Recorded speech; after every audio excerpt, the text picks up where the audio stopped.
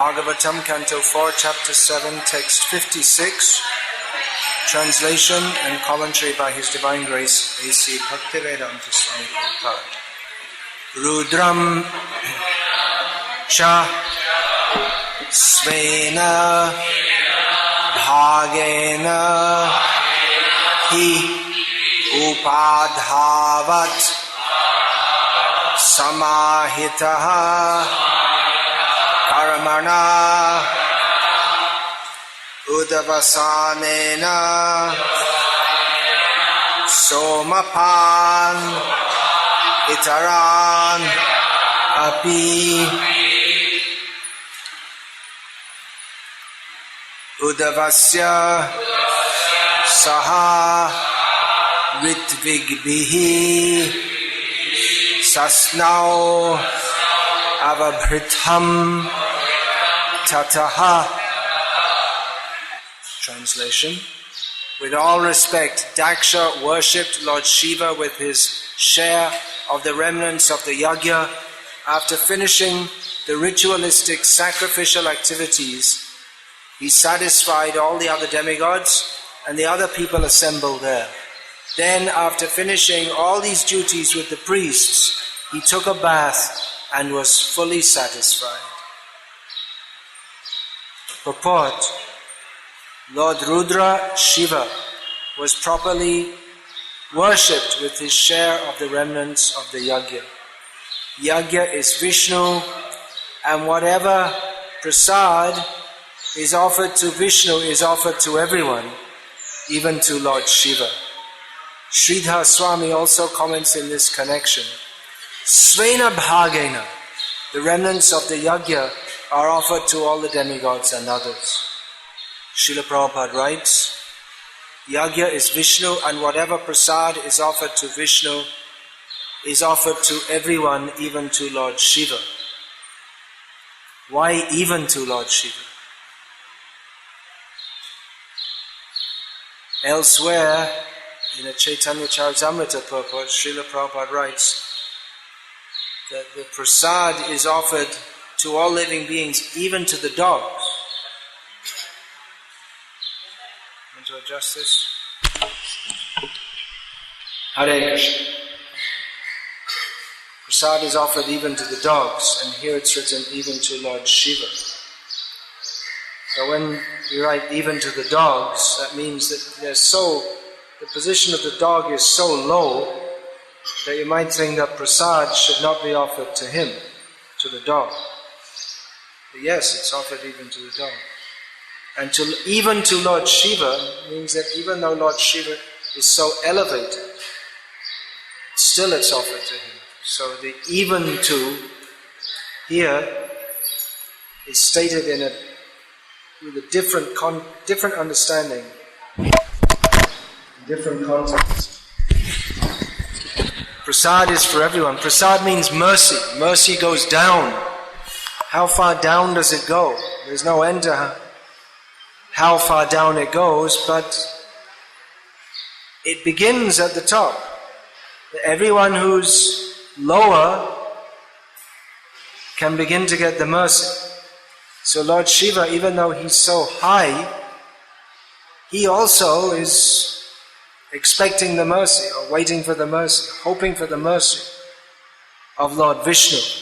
So even to Lord Shiva, even though Lord Shiva is so elevated, he's also a Vaishnava. And that actually is the main characteristic of his being elevated. It's not that he's Bholanath or Bhutanath or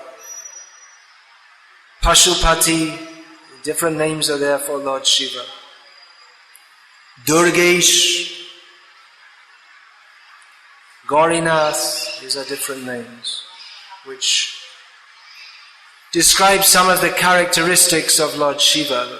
The Lord of the fools, the Lord of the ghosts, the Lord of the animals, the husband of Durga. But these are not the reasons that he is so glorious. He is so glorious in the eyes of fools for being their Lord. And to be the master of Durga, that's also a very elevated position, considering that she's in charge of the whole material cosmos. Shrishti, Sthiti, Pralaya, Sadhana, Shakti Reka. She is the Shakti by which the creation, maintenance and destruction of the material world, it's all in her jurisdiction. She's so powerful. But she is under the jurisdiction of Lord Shiva. She's under his control. So how great is Lord Shiva? But that is not the greatest greatness of Lord Shiva. The greatest greatness of Lord Shiva is that he's a great Vaishnava. So Vaishnavas, they may worship Lord Shiva, but they do so in a different way, in a different manner to those who are fools. Foolish people worship Lord Shiva hoping for some material benefit, or hoping for liberation from this material world, or some of them desire to be him, or as great as him, or greater than him. Some people chant Shivoham. It's a well-known chant. They think they've already become him. Or we have the case of Vrikasur, who took a benediction from Lord Shiva that anyone whose head that Vrikasur touched with his hand, that head would immediately crack into thousands of pieces. So Vrikasur wanted to use that to destroy Lord Shiva so that he could take over Durga. Then he could really enjoy. He was thinking, if I can get charge of Parvati, then I can really enjoy. She can cook up whatever she can arrange all enjoyment for me. Lord Shiva himself is not the enjoyer of Durga. We know there are names: Sita Raman, Radha Raman, Rukmini Raman.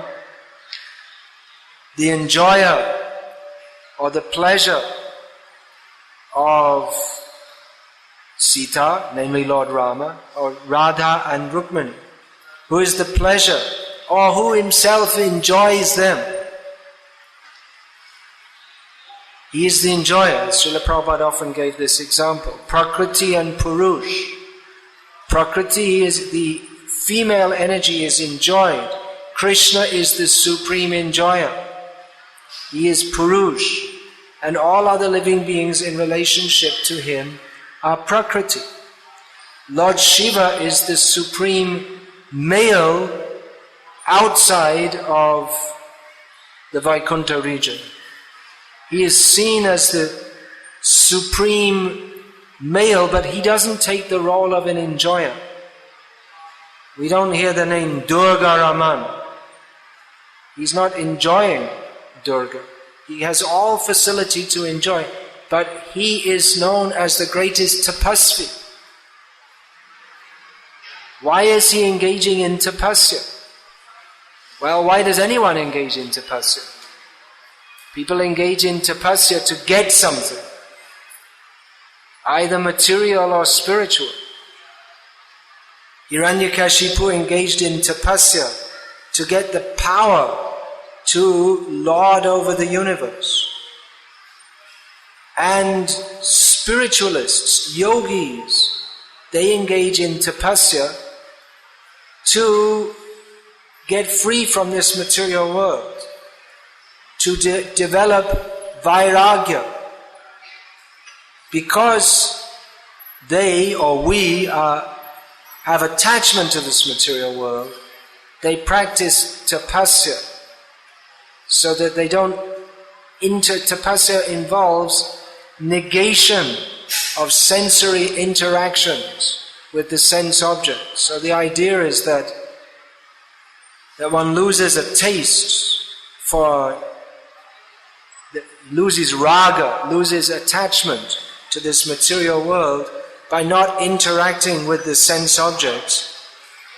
One loses a taste for the sense objects by not interacting with them.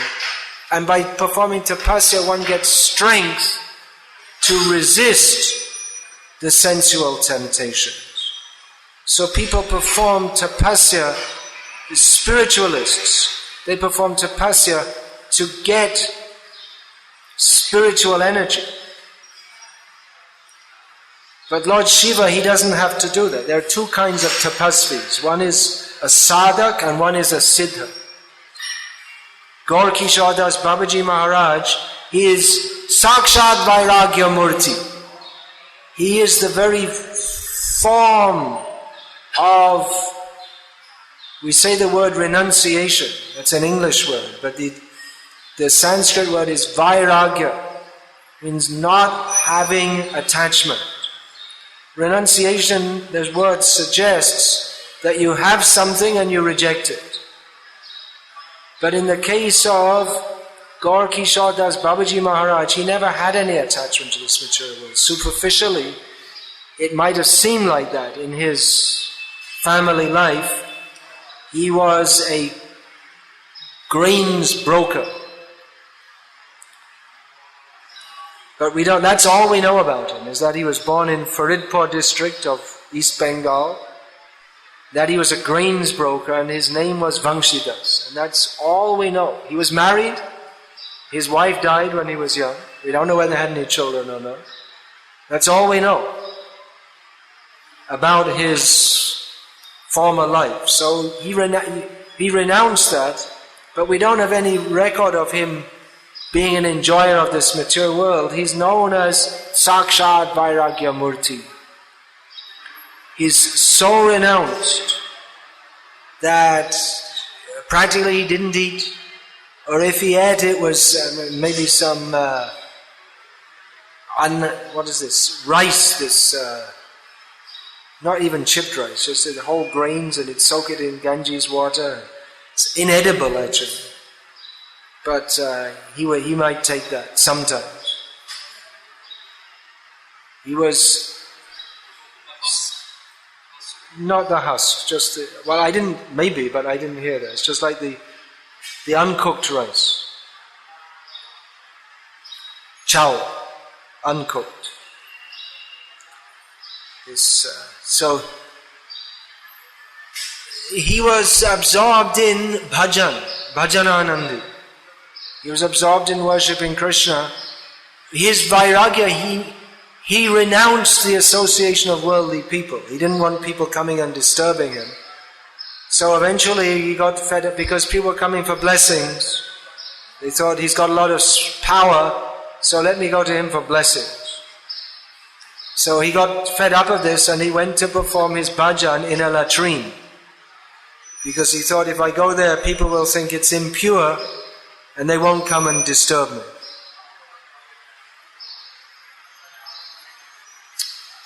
So his renunciation is not that he's really trying hard to get detached from this material world. It's just his renunciation is on a completely different platform. He from the beginning has absolutely no interest in this material world. He's simply absorbed in bhajan. Lord Shiva is like that also. He's performing tapasya. It's not that he's got anything to gain from that, either materially or spiritually. Materially, what has he got to gain? He's got everything materially that anyone could want. Durga Devi is she who provides all facilities for every single conditioned soul to fulfill their material desires. Mother Durga, what a mother! The mother, she tries to make the child happy by feeding him and comforting him and giving him all facilities. So Durga is the mother of all conditioned souls. She provides facilities for everyone according to what they deserve and what they desire. So even the great demigods with their Vishala Swarga Sukha. This word is used in Bhagavad Gita. Tetang Bhuktva Swarga Lokam Vishalam. They enjoy Vishal and tremendous happiness, material happiness in the heavenly planets. It's all provided by the agency of Durga Devi. And Lord Shiva has no interest in any of it. She's providing even for the worms in stool their happiness. Then what will she provide for her husband? She's willing to provide anything. But he has no interest. He's engaged in tapasya, not tapasya of the sadhak, but simply because his tapasya is just because he has no interest in enjoying anything. So therefore he's sitting and meditating on sankarsha. So Lord Shiva, he is a great devotee. That is his greatness.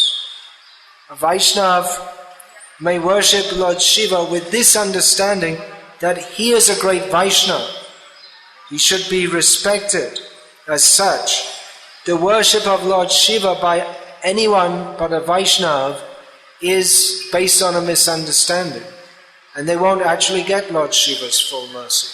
Because his full mercy is manifested not in material benedictions, not in the quasi-spiritual benedictions of the false idea of being able to merge into some impersonal Brahman, but his real benediction is as a Vaishnava, that he himself aspires for service to the gopis. Therefore he's known as Gopishwar. He's the protector of the Rasa Mandala. He doesn't allow materialistic people, or even anyone who has any trace of any desire than to satisfy Krishna. They're not allowed into the Rasa Mandal. He's protecting the Dham of Vrindavan. No one can enter into Vrindavan without the mercy of Lord Shiva and all the Acharyas, all the Vaishnavas. Even if one can superficially enter by buying a ticket on the train and then taking a taxi from Mathura station to Vrindavan, no one can actually enter there without the permission of Lord Shiva. One may think, I went to Vrindavan, I took some photos, I ate in the restaurant, it was nice. And then I went in my AC room and enjoyed myself. But entrance into Vrindavan is by the mercy of Lord Shiva, who sets the example of having no material desires. He is worshipable for that. That in itself is worshipable. Srila Prabhupada once asked that why are all these people worshipping me? He himself asked the question, rhetorical question. And he gave the answer, because I have no sex desire. Lord Shiva has no sex desire. Srila Prabhupada often gave the example that struck him when he was learning at school in the Sanskrit class. They were reading from Kalidas's Kumara Sambhav, which means the birth of Kumar, Kartikeya, how Kartikeya came to be born. It's a play by Kalidas, Sanskrit play. So they were studying that at school, how the Parvati, Himavati, she was coaxed by the demigods to go and worship Lord Shiva, to try to seduce him. It's a very dangerous mission, because one demigod already got scorched for doing so. He lost his body. He became known as Ananga, the Kamadev, Cupid. So Parvati was sent to seduce, practically to seduce Lord Shiva. and she found him engaged in deep meditation. And she is the most beautiful woman. She's the sum total of all beauty within this material world. Her beauty, of course, doesn't even... Well, it mirrors, it's a reflection of that of Radha. She is the most beautiful, the most attractive woman, and she touched the genital of Lord Shiva, and he was not disturbed. So Srila Prabhupada gave this example of Dhira, one who is not disturbed even in the presence of all promptings. What's the word? All provocation. That's the word. Tapasvi, he tries to remove himself from all sense objects so that he won't be provoked to enjoy them. Sangat sanjayate kamaha. We tend to become attached to whatever we come in contact with. We desire. It's the nature of material desire.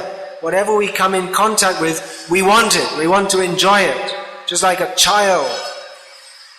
Whatever a child sees, he wants to pick it up and put it in his mouth. Or he wants it, even if it's not good for him. There may be some broken glass and he'll pick it up and play with it. So he becomes attached to that, even though it's not good for him.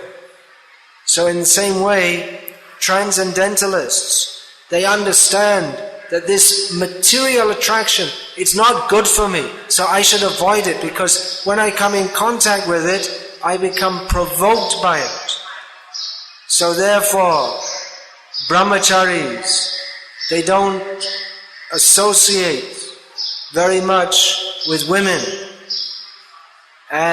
or even anyone even grihastas who are trying to become spiritually advanced.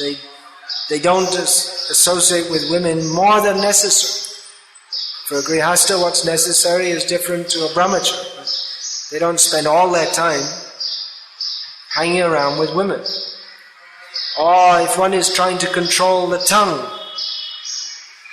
then he may say, I'm not going to, there's a big feast, I'm not going, because I don't want to eat so many nice food. So one may, like Lord Shiva, or so many yogis, they'll go to the Himalayas and live in a cave. It's very difficult to find any sense objects in a cave. There's no feasts in a cave, generally speaking. It's not expected that you'll find beautiful women in a cave, or money, or anything enjoyable in a cave. So a cave is good for spiritual life, to go and live in a cave or live in a forest. So one tries to detach himself from those things. But one who, even in the presence of so many stimulations possible, or what would normally be considered stimulations for sense enjoyment, and is still not disturbed, that is a greater yogi. That's why Srila Prabhupada, he wrote to one of his grihasta disciples that if you have a beautiful wife, young and beautiful wife, who is willing to satisfy your desires, but even then, if you do not indulge in sexual enjoyment, then you're more than a sannyasi.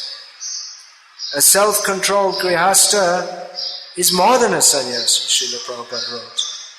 Because a sannyasi, he removes himself from the possibility of sexual interaction. But a householder who has that possibility but still does not do so, he is more. Lord Shiva is, in that sense, more than a sannyasi, because he has the sum total of all beauty of the material world as his wife, but he's not interested in enjoying her. He does so, also, but that's also for a purpose. One is Kumar Sambhava, that's already stated, for giving birth to Kartikeya. And even before that, the whole material world, it's an interaction of Purusha and Prakriti. That, I was saying before, Purusha is Krishna and Prakriti is everything else. Everything else is to be enjoyed by Krishna. So Krishna is the supreme male, or the only male, if we want to, in purely ontological terms. Krishna is the only male, and all others are Prakriti. But within this material world, Purush Prakriti, they combine. Lord Shiva combines with Durga Devi, and that is by that means the living beings attain their forms within this material world. So Lord Shiva, he does perform his grihastha duty of joining with his wife, but that's controlled, only for specific purpose, for service to Lord Vishnu. He has a service to do, and even that sexual activity, if that's performed as a service, then dharma viruddho bhuteshu kamosmi bharatarshava. If one performs sexual activities according to the tenets of dharma, that means not simply animalistically, but for the sake of fulfilling dharma, putrate kriyate bharya, for fulfilling the dharma that every man should beget within the womb of his wife a son, then that sex is considered non-different from Krishna. It's a representation of Krishna. So Lord Shiva, he's glorious for his sense control. Of course, in another place, Srila Prabhupada, he compares Thakur Haridas with Lord Shiva. Thakur Haridas was more sense-controlled than Lord Shiva, because Lord Shiva eventually did agree to Parvati's proposal to marry her. Whereas Haridas, who was tempted by the prostitute and tempted by Durga Devi herself, he didn't agree to their propositions.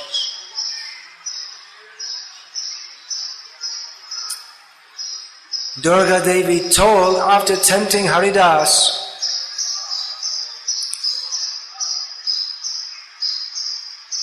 she told Haridas that, I've got everyone under my control in this material world. I've tempted everyone. Through various female forms, I've tempted everyone in this material world. But you have defeated me. Therefore, she took initiation from Thakur Haridas. Similarly, Narayan Rishi, they came to this world to show the path of tapasya for aspiring transcendentalists. Lord Indra became afraid and sent beautiful girls, apsaras, to tempt Narayan Rishi. He saw beautiful girls surrounding him. He understood what was going on. They said, "Oh, you like beautiful girls? Here, have some more." And by his own potency, he created more beautiful girls. More of them and more beautiful than the ones sent by Indra. He said, "You like beautiful girls? Here, I can produce beautiful girls also. Take one. What one do you like? Take one." He wasn't disturbed. Krishna is the perfect brahmachari. That doesn't seem to make sense, does it? We always hear how accusations of Krishna being the perfect vyabhichari. Vyabhichari is the opposite of brahmachari. But he is, because he has no attachment to any material body, but he is subjugated not exactly by the beauty of the gopis, or rather the beauty of the gopis is non-different from the beauty of their fully surrendered service to him. Otherwise he cannot be captivated by beauty. As the example is given, just like someone who makes sweets. He's not attracted by... Everyone comes to the sweet shop. Oh, look at that, let's get some of that. Oh, what about that one there? Everyone's enthusiastic when they come to the sweet shop. But the sweet maker, every day he makes, so many kilos of sweets. He doesn't have attraction for that. He's aptakama, one who has the ability to fulfill all his desires. So there are two names for Krishna. There are many names for Krishna, but two names in this regard. Atma Rama and Aptakama. Atma Rama means anyway he's satisfied in himself. And Aptakama means that all his desires are already fulfilled. Whatever desires, they're already fulfilled. So he has no... It's a great misunderstanding to think that Krishna is attracted in any mundane way to the beauty of the gopis or the beauties of the queens of Dwarka or the Lakshmis. He's attracted. But that attraction is not any mundane attraction, and he can leave. Even he left the Ras Leela. Not that he was, of course he knew he was going to come back, but it just showed that he wasn't bound up by any feminine attraction. He is the perfect brahmachari. Krishna has no material, no desire. We can say he has no desires and all desires. Both things are true. All contradictions are possible in him. So Lord Shiva, he is completely self-controlled. But that is not his greatest greatness. People, when they see a sadhu, someone who's very renounced, the people generally think real sadhu is one who has... There are so many sadhus they live in a cave, they only eat one berry every 3 days or something like this. They're saying, this is very renounced. This is a real sadhu. Or they never get angry, they only smile. This is a real sadhu. But they don't know that a real sadhu is one who is fully absorbed in serving Krishna. When Srila Bhaktisiddhanta Saraswati Thakur, before he accepted sannyas, he was living at Vrajapatan in Mayapur, chanting the holy names of Krishna, overseeing the affairs of the Jogpit, which had been entrusted to him by Srila Bhaktisiddhanta Saraswati Thakur. Bhaktivinoda Thakur. A few young men came to him at that time and became his disciples during that period when he was living there. Now he was overseeing the affairs of the Yogapit, which means arranging for funds, dealing with the local people. He was trying to acquire some lands, the accounts, all these pounds, shillings and pence affairs, or in those days, rupees, annas and pi. That's what it was. So he was overseeing this. Now one young man came to him and thought, well, this is a real sadhu. He's living here, very renounced. But that young man, after some time, he thought, what is this? He's counting, every day I see him, he's counting money, and he's talking all these legal matters. So, this isn't for me. He left it. He thought, I'll go over the river and see Gaur Kishore Das Babaji. He's his guru, so he must be better than him, and he's not managing any worldly affairs. He was a rascal for thinking like that. Anyone who thinks that one who is fully engaged in the service of Krishna, managing rupees and paisa, is less renounced than someone who lives in a cave and only eats one berry every 3 days. He's misunderstood. He doesn't know what is actual renunciation, yukta vairagya, to live in this world and use everything in the service of Krishna. This idea, one never becomes upset, because if you become upset, that means you're attached to something, because that's described in Bhagavad Gita, sangat sanjayate kamat krodho vijayate. Anger comes from attachment. So one who's not attached to anything, he never becomes angry. A sadhu never becomes angry.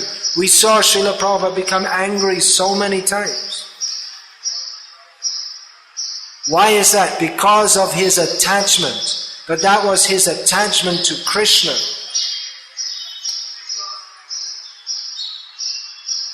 Because Srila Prabhupada couldn't tolerate even one paisa being misspent for Krishna, he would become so angry at his disciples for misspending even a penny. So that anger is millions, unlimitedly better than the so-called sadhu who just smiles and says everything okay, it doesn't matter. To Srila Prabhupada it mattered. It mattered very much because Krishna mattered very much to him.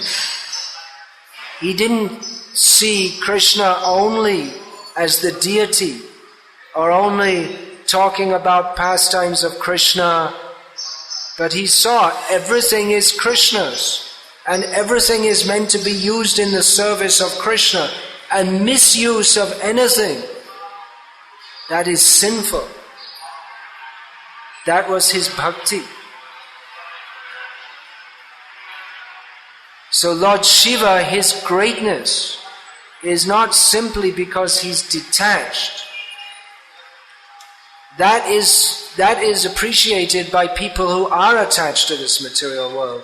But to Lord Shiva, that attachment or detachment, or to any Vaishnava, it's not very meaningful.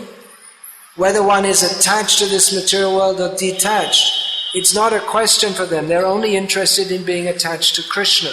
And by their attachment to Krishna, they're automatically detached from the material world for their own sense enjoyment. They have nothing to enjoy in this world.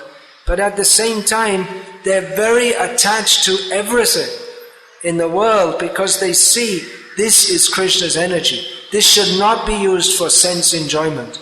This should be used for Krishna. So they may appear to be very attached. Why is he making a big fuss over just a few paisa? A few paisa we don't even bother about it. We don't bother about it. But Prabhupada bothered about it. He was very bothered about it. Because one thing he didn't want to see anything in the material world misused, especially those things that had been offered for the service of Krishna. And he was training his disciples. He didn't want them to have the mentality that it doesn't matter. It doesn't matter whether the deities are served properly or not. It doesn't matter if money is misspent. It doesn't matter about anything. It just matters that we have prema. But where is the prema if nothing matters? Prema is not just some idea floating in the heads of sentimental people. Prema has its basis of Krishna te akela cheshta. Everything should be done for everything. Everything is meant for the pleasure of Krishna. Everything. Not that I have my prem and I have my bhog. There's no bhog. For a devotee, he has no attitude of wanting to enjoy this material world, even slightly, and therefore, because he has completely turned his desires toward serving Krishna, therefore Bhakti Devi, she agrees to enter his heart.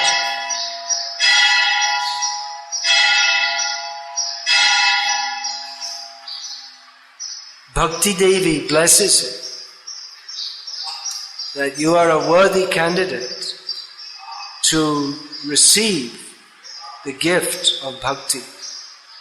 So Lord Shiva is misunderstood by everyone in the material world, and everyone in the material world misunderstands everything.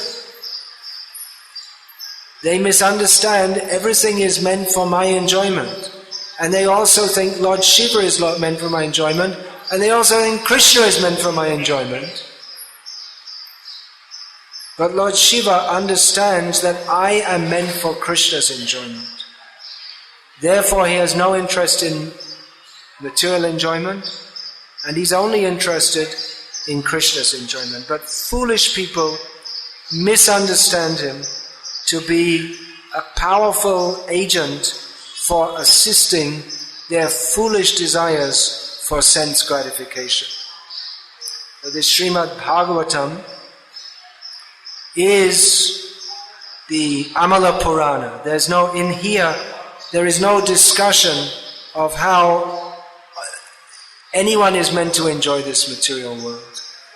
So these narrations are given within Srimad Bhagavatam just so that we can develop this atra jnana vairagya bhakti sahitam naishkamyam avishkritam. Within this Srimad Bhagavatam, we gain knowledge. We don't have knowledge. We are covered by non-knowledge. Ajnanatimirandhasya. We're in this material world, our knowledge is covered by non-knowledge, which doesn't mean nothing. Ajnana, or ignorance, it doesn't mean literally no knowledge, but it means a misperception. That which is perceived with a certain world view which is wrong. It's an incorrect perception. So therefore our knowledge that I and everyone and everything is meant for Krishna's pleasure is covered by the non-knowledge or the anti-knowledge of thinking I and everything in this material world are meant for personal enjoyment. So Srimad Bhagavatam gives Gyan, and from Gyan automatically comes Vairagya. Actual Vairagya. So these are the two sons, or the two manifestations of bhakti. Actually, Gyan and Vairagya, they do not lead to bhakti. Gyan and Vairagya, they come from bhakti. Then how, by studying Srimad Bhagavatam, by getting knowledge, we'll get renunciation. Atra jnana vairagya bhakti sahitam naishkamyam avishkrita. So that bhakti, it may appear to come from Gyan and Vairagya, but actually the kind of Gyan and Vairagya, or the actual Gyan and Vairagya that give rise to bhakti, that is the Gyan and Vairagya which are offered from Srimad Bhagavatam through the Acharyas. So the bhakti current is always there. This Gyan and Vairagya are rejected from bhakti that means the Gyan and Vairagya without bhakti. Otherwise, Gyan and Vairagya with bhakti, that's coming with the current of bhakti given by the acharyas. That gives rise to bhakti, and bhakti gives full rise to full Jnana and Vairagya. So this Srimad Bhagavatam, it's not simply some stories, but within this, Jnana Vairagya Bhakti Sahitam Naishkamyam Avishkritam, to be discovered within Srimad Bhagavatam. Discover means it's already there. But we have to access the Srimad Bhagavatam through the acharyas who are giving that. Otherwise it will just be stories. We have to, therefore we should read Prabhupada's books, not Gita Press books, for instance, as I know are quite popular among some devotees to read Gita Press books or Gita Press edition of Srimad Bhagavatam. But you may get the literal translation, but you won't get from that, it's a literal translation. It's not the understanding which is given by the acharyas is not there. Therefore we won't get it. All of Srimad Bhagavatam directs us ultimately to Radha. You won't find her in a translation. She's not, a literal translation you won't find Radha, but the acharyas will say, look, there she is. Here she is. So Srimad Bhagavatam has to be understood through the devotees. Lord Shiva, his greatness is that he is a devotee. Not that he's a vairagi. That he's a vairagi means he's a devotee. Every devotee is a vairagi. Bhaktisiddhanta Saraswati Thakur, counting the pennies, is the greatest vairagi. Every devotee is a vairagi, but the outward manifestation of renunciation is very attractive to the fools. Therefore Lord Shiva is Bholanath. They're attracted to him so that he may gradually let them in on the secret of what is his real greatness. Is his attachment to Lord Vishnu. Is there any question, please? Comment? Yeah. All right, tell me. Story started Person went to Gaur Kishore Das Babaji. Finish the story. Everyone likes stories. Well, the story is he became an imitator of Gaur Kishore Das Babaji Maharaj and he fell down. He was imitating his vairagya. The vairagya of one who is, that I was saying, there's two kinds of vairagis. One who's trying to become detached from the material world, and one he's automatically a vairagi because he has no interest in the material world. So Gaur Kishore Das Babaji Maharaj's renunciation, he would joke, what are these people are trying to imitate him. But they can't get what he had by imitating. What he has is this Namo Gaura Sakshadvar Vipralamba Rasambodhe Padambuja. He's the ocean of Vipralamba Rasa. So you can't get that simply by imitating him. He accepted Siddhanta Saraswati as his disciple. Siddhanta Saraswati, compared to all these Babajis who are hanging around Gaur Kishore, he looked like a complete materialist. He was a city boy. He was employed. He was a working man. He was a scholar of astronomy.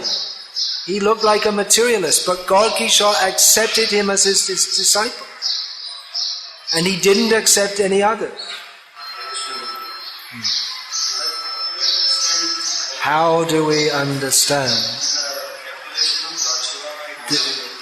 The what? The Mohini Murti story? Well, that's another whole story. How do we understand it? Did you read in Bhagavatam, 8th canto? Did you read it?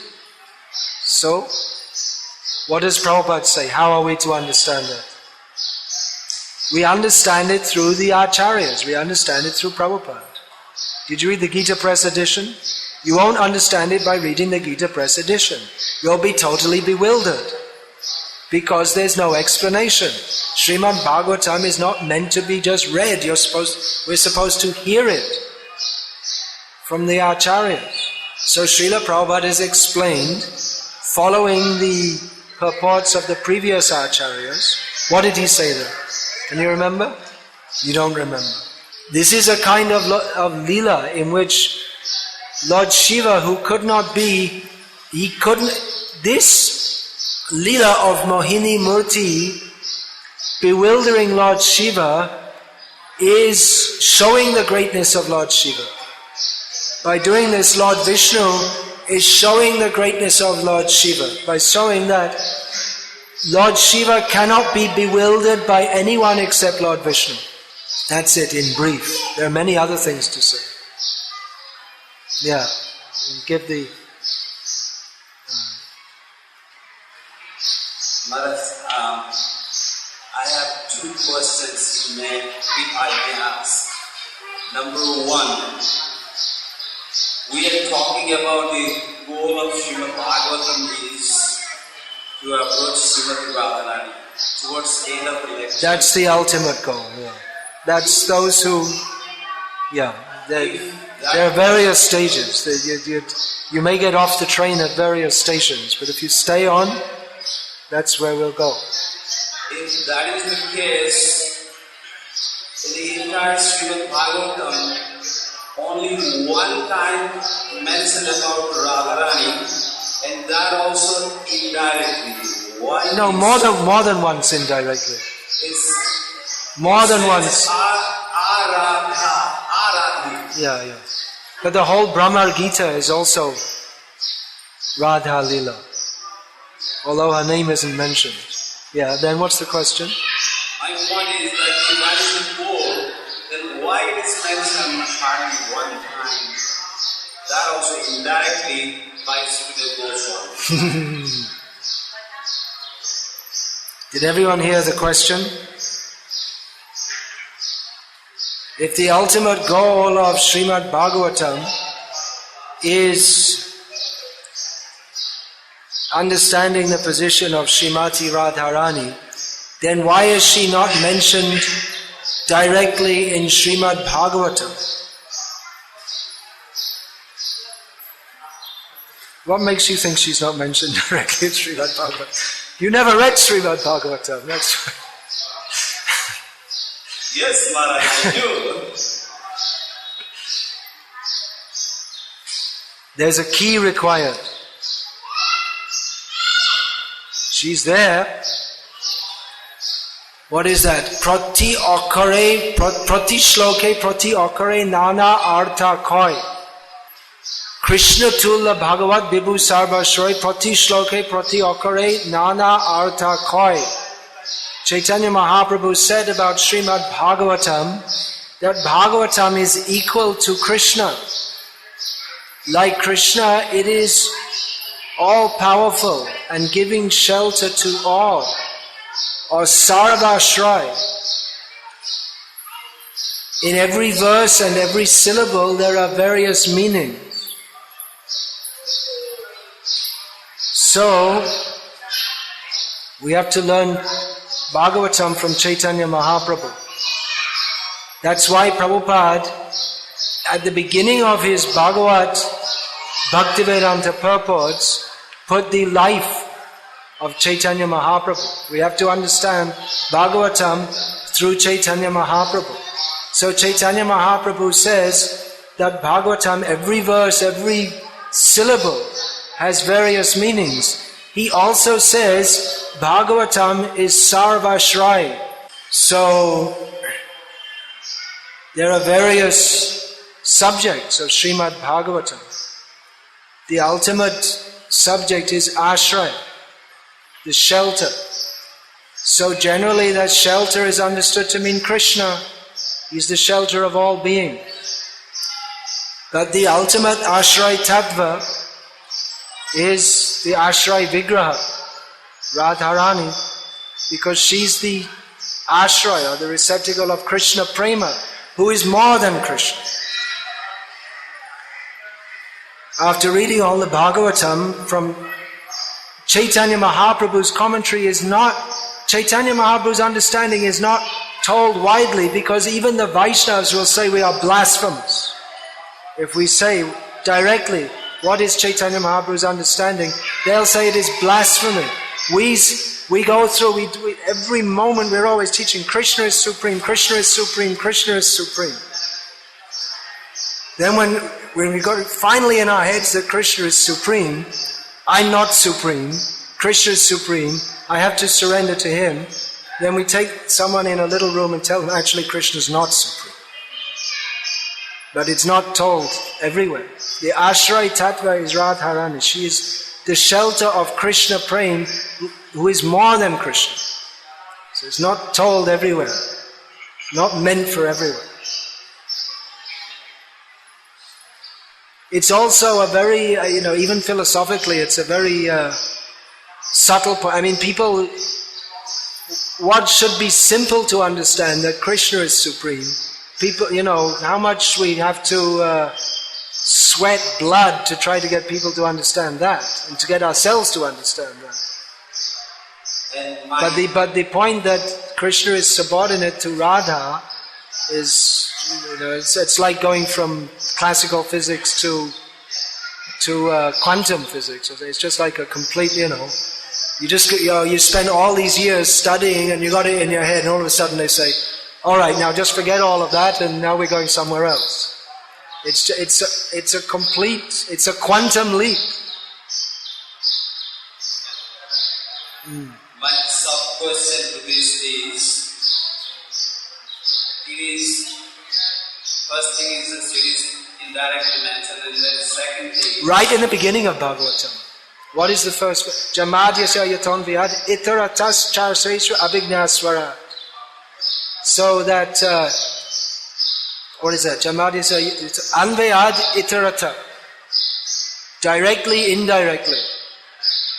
That gives a clue how we're to understand Bhagavatam also. And then Krishna himself says, what is that? Parokshavad rishayo paroksham cha mama priyaha. What is expressed, the rishis, they express indirectly. That's also very dear to me, Krishna says.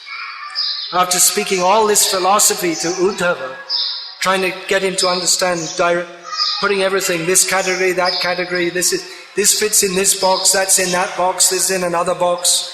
Okay, sort everything out, Sankhya, now we understand everything. And by the way, Uddhava, the indirect understanding, that's the real understanding. Which Uddhava himself had to find out by going to Vrindavan.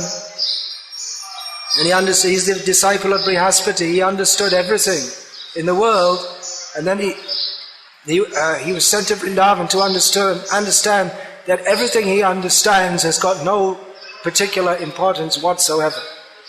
And therefore he prays to become some bush in Vrindavan or some clump of grass in Vrindavan. So that's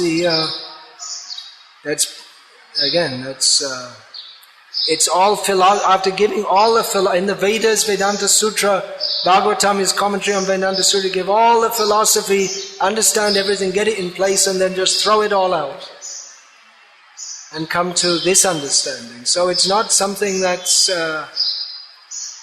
it's the highest philosophy, and we can say it's beyond philosophy, because it's beyond any philosophy of this world, and it's beyond any philosophy that can be measured, or logically even we can understand it, but it's transcendentally inspired logic.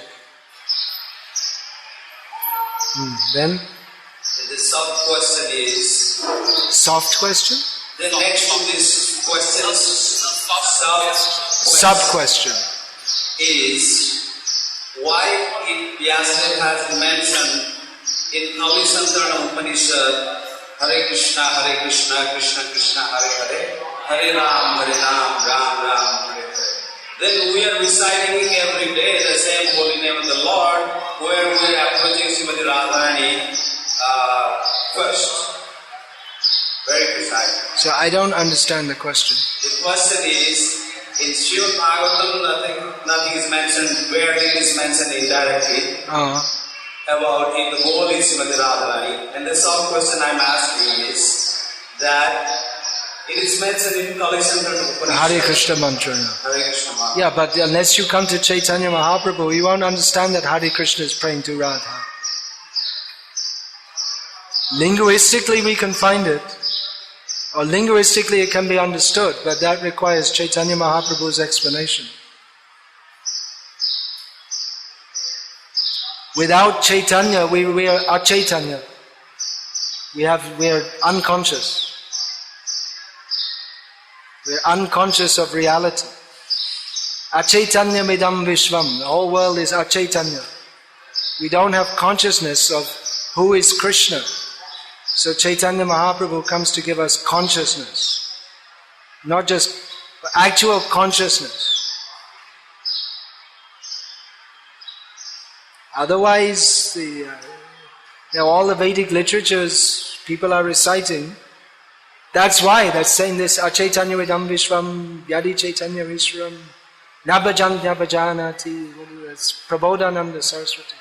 He has this revolutionary text. He's from a formal sampradaya, Vaishnava sampradaya, Sri Vaishnava sampradaya. Then he came to Chaitanya Mahaprabhu's sampradaya, and he composed this.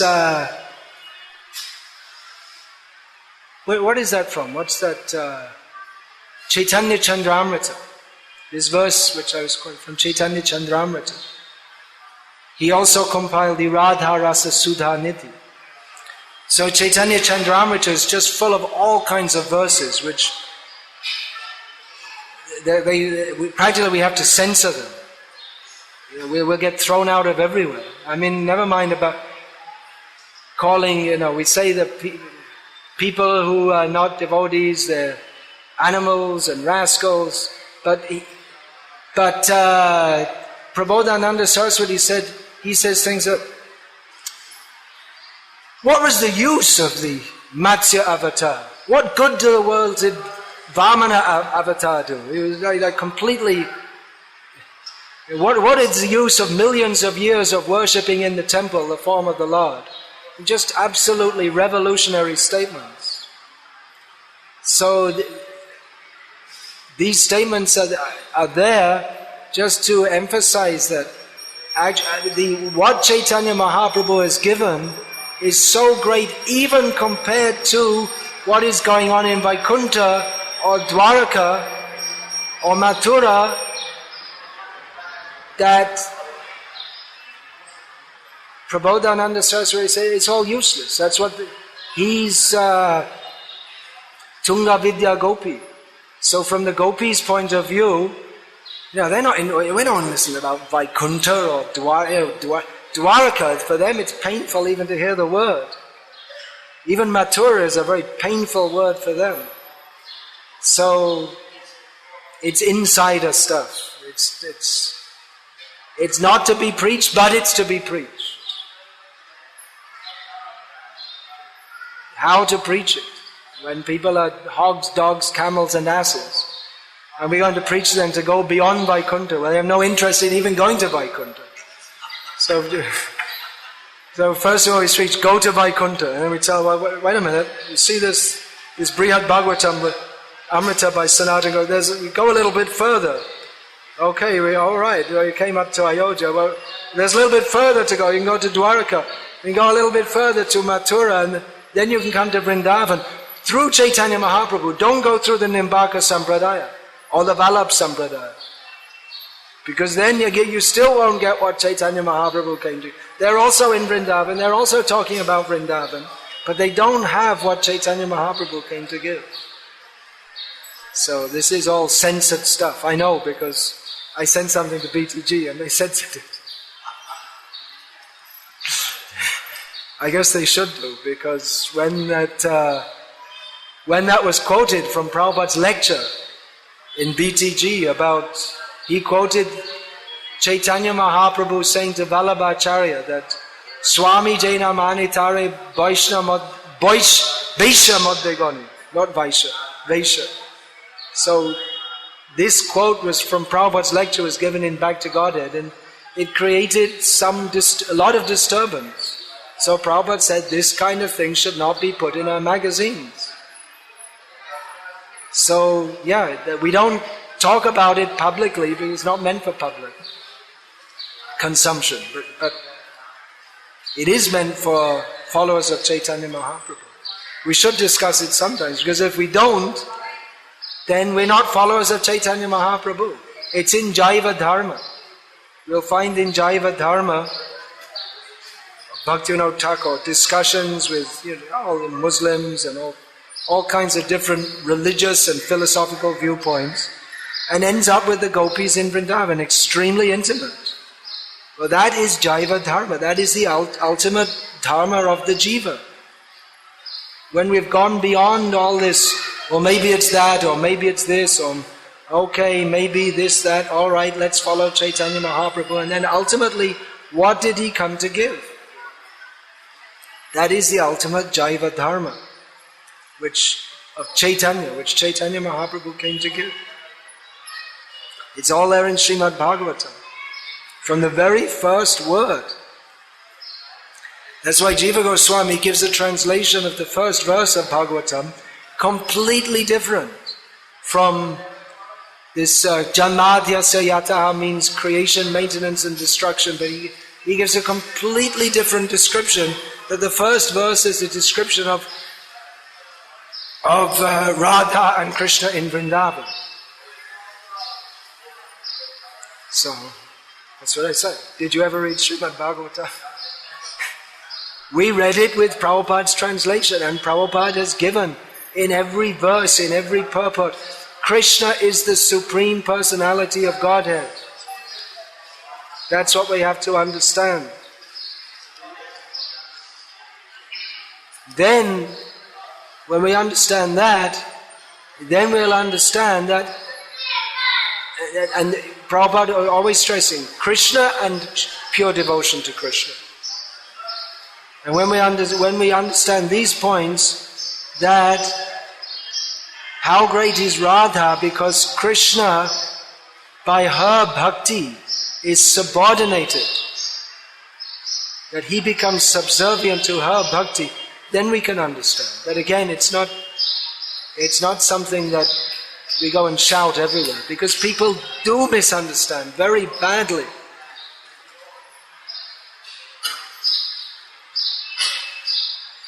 So it is there in every verse of Srimad, in every syllable of Srimad Bhagavatam. But not in the way the Sahajiyas do. They're putting on dresses and pretending they're gopi, men wearing saris, or just pretending that they have gopi bhavs. It's the same thing, like Gaur Kishore.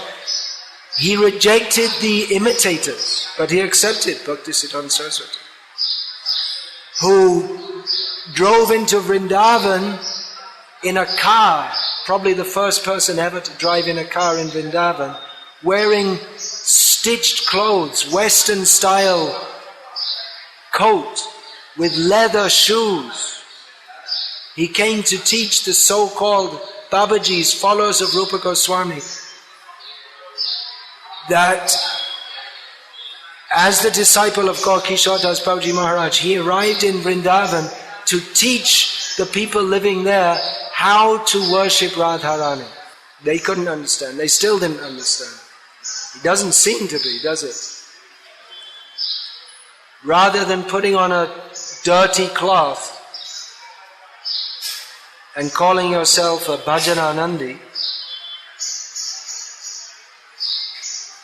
to preach Krishna consciousness all over the world, that is proper service to the mission of Sri Krishna Chaitanya Radha Krishna Nahi Anya Rupanuga Janera Jivan. So the real followers of Rupa Goswami are Bhaktivinoda Thakur, Bhaktisiddhanta Saraswati Thakur, our own Srila Prabhupada. But imitators, they don't understand. And unless we understand these points, how we have to worship Chaitanya Mahaprabhu, who is Radha Krishna, through the Bhagavatam, then we'll also be bewildered. We'll see some Babaji telling us that you don't have prem, it's all material. We'll become bewildered. If we see all these buildings as something for us to enjoy, and it doesn't matter, we don't have to turn the lights off because ISKCON pays the bill, then we'll be bewildered. We'll think that yes, I should run off to Vrindavan and read Gita Press books and become a Babaji. Better stay here and turn the lights off, which are unnecessarily burning in the morning, so that Krishna's money is not misspent, so we can print more books to distribute instead of wasting the money because we think this is a place for our enjoyment. Hare Krishna.